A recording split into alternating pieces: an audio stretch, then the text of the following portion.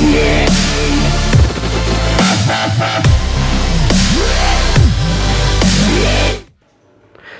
Students, आज का जो वीडियो आने वाला है ये class 12 book R D Sharma chapter 19 indefinite integrals का लेक्चर 10 का वीडियो आने वाला है। और आज हम यहाँ पे R D Sharma page number 19.12 के एग्जाम्पल नंबर 9 और इसके आगे एग्जाम्पल्स को डिस्कस करेंगे।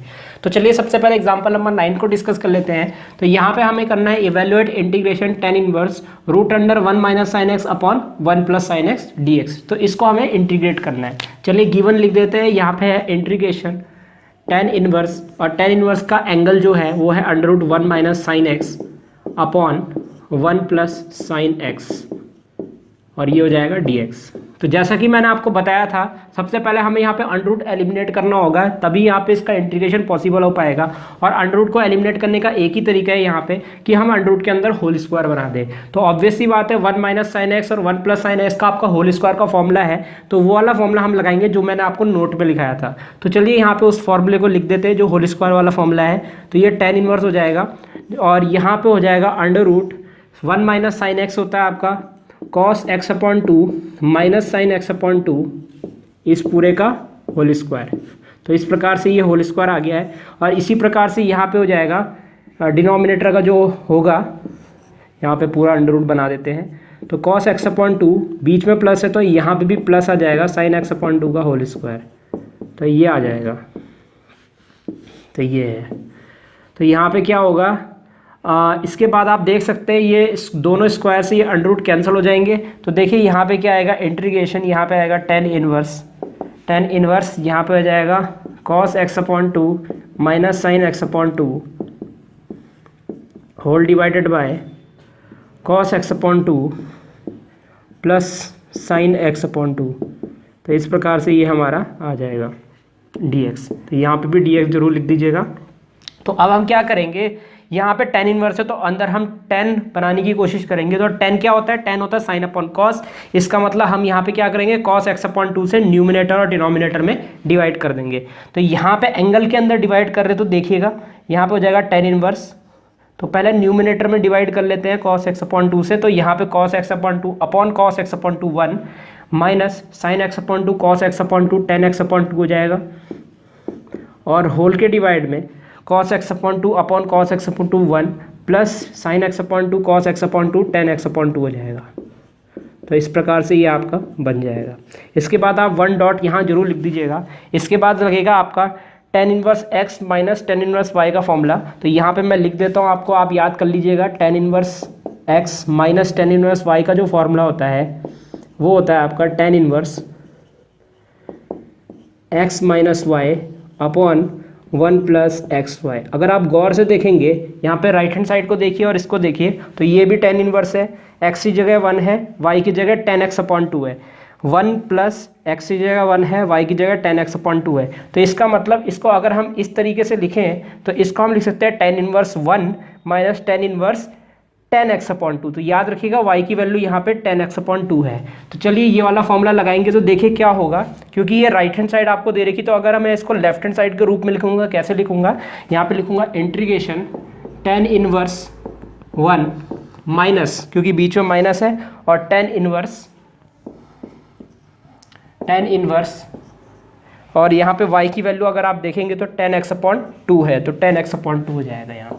तो tan x अपॉन 2 और यहाँ पे लिख देंगे हम dx। अब क्या होगा, यहाँ पे इसकी वैल्यू आपको आप जानते हैं tan इनवर्स 1 आपका π/4 होता है। तो integration π/4 dx minus tan inverse से tan कंपेयर हुआ तो यहाँ पे बच जाएगा x अपॉन 2 dx। तो इस प्रकार से ये हमारा हो जाएगा।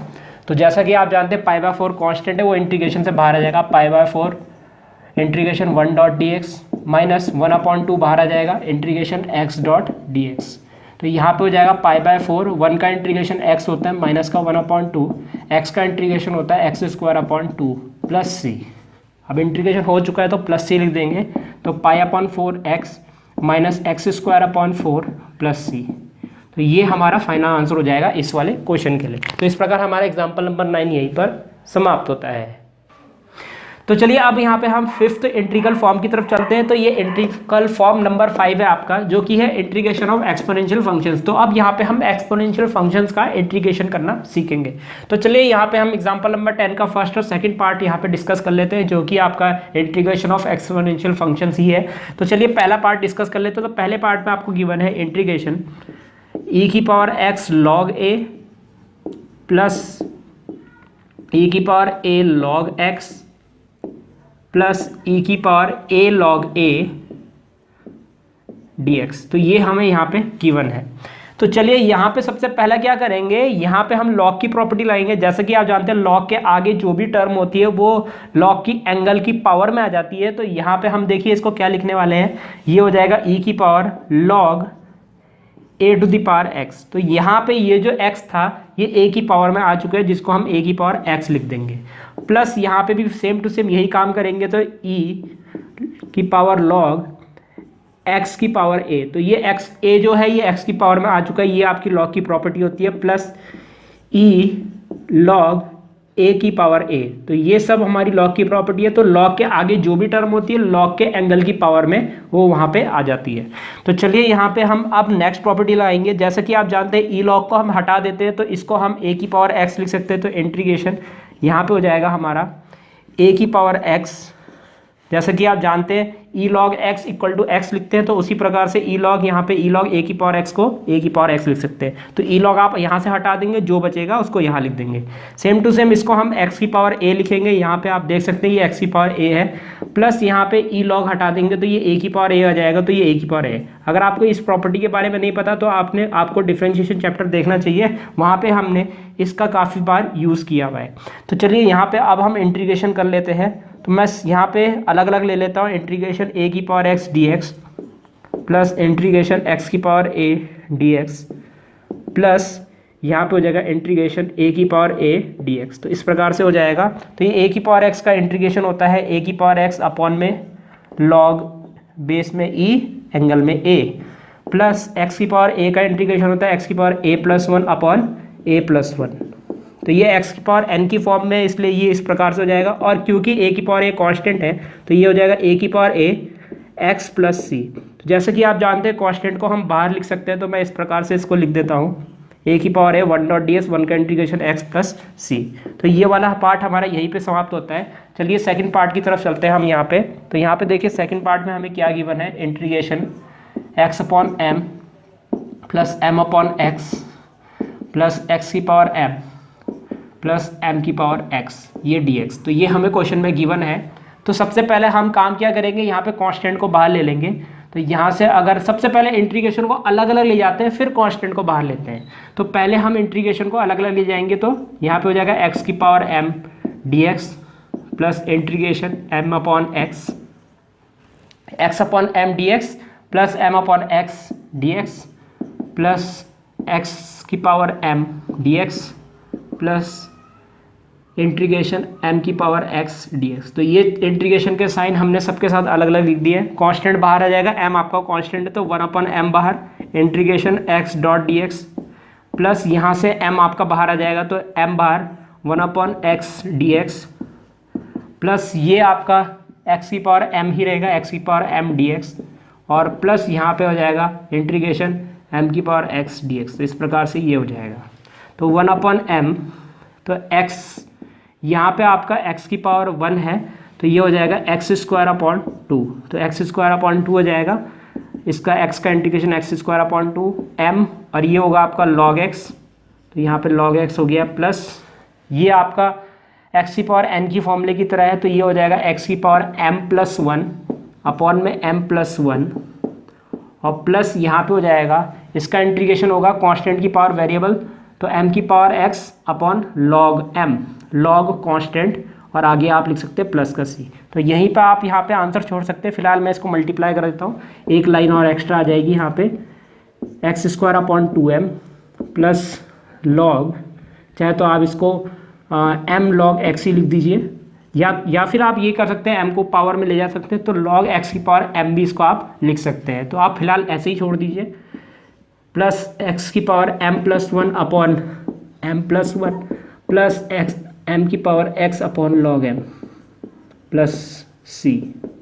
तो ये है, तो ये हमारा फाइनल आंसर हो जाएगा इस वाले क्वेश्चन का। तो इस प्रकार हमारा एग्जाम्पल नंबर 10 यहीं पर समाप्त होता है।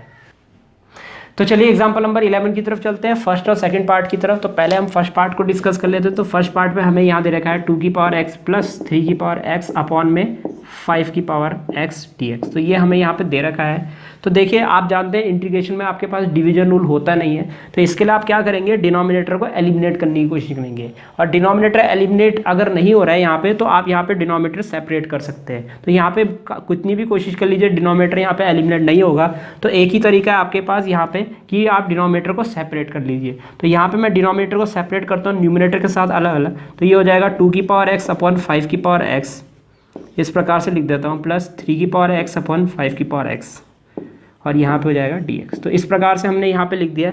आप यहाँ पे देख सकते हैं यहाँ पे दोनों की पावर सेम है, तो इसको हम यहाँ पे लिख सकते हैं 2/5 होल की पावर x, और इंटीग्रेशन को अलग अलग दोनों के साथ ले जाते हैं, प्लस इंटीग्रेशन इसको हम लिखेंगे 3/5 होल की पावर x dx। तो इस प्रकार से हमने इंटीग्रेशन दोनों के साथ अलग अलग ले जा लिया है। तो जैसा कि आप देख सकते हैं 2/5 एक कांस्टेंट टर्म है, और ये है कांस्टेंट की पावर वेरिएबल, और ये भी है आपका कांस्टेंट की पावर वेरिएबल। यानी कि यहाँ पे लगेगा आपका a की पावर x का इंटीग्रेशन।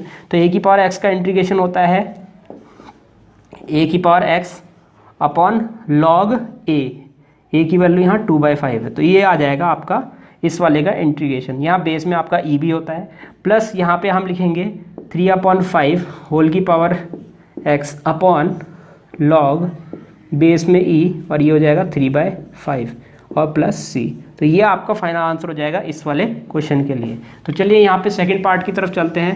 तो यहाँ पे देखिए सेकंड पार्ट में हमें किसको इंटीग्रेट करना है, यहाँ पे a की पावर x प्लस b की पावर x का होल स्क्वायर अपॉन a की पावर x b की पावर x। ऑब्वियस सी बात है यहाँ भी हम डिनोमिनेटर को एलिमिनेट करेंगे। चलिए सोल्यूशन कर लेते हैं यहाँ पे। तो यहाँ पे सेकंड में आपको सेकंड वाले पार्ट में क्या गिवन है, इंटीग्रेशन यहाँ पे दिया हुआ है a की पावर x प्लस b की पावर x का होल स्क्वायर अपॉन कितना, a की पावर x b की पावर x dx। तो ये आ जाएगा। तो चलिए आगे बढ़ते हैं। यहाँ पे हो जाएगा, तो यहाँ पे क्या होगा, a की पावर 2x, ऑब्वियस सी बात है ये a प्लस बी का होल स्क्वायर है, तो a square plus b square, यानी कि ये आपका b स्क्वायर हो जाएगा प्लस 2ab, तो 2 a की पावर x b की पावर x। तो ये आ जाएगा होल के डिवाइड में, यहाँ पे हो जाएगा a की पावर x b की पावर x। ऑब्वियस सी बात है हमें डिनोमिनेटर को एलिमिनेट करना, तो यहाँ पे हर किसी टर्म के साथ सेपरेट करना होगा। यहाँ जैसे ही हम सेपरेट करेंगे तो यहाँ पे देखिए क्या होगा, इसको हम लिख सकते हैं a की पावर x इंटू a की पावर x, दो बार लिख सकते हैं। तो यहाँ पे हम a की पावर x इंटू a की पावर x अपॉन a की पावर x डॉट b की पावर x, और dx में अलग से लिख देता हूँ।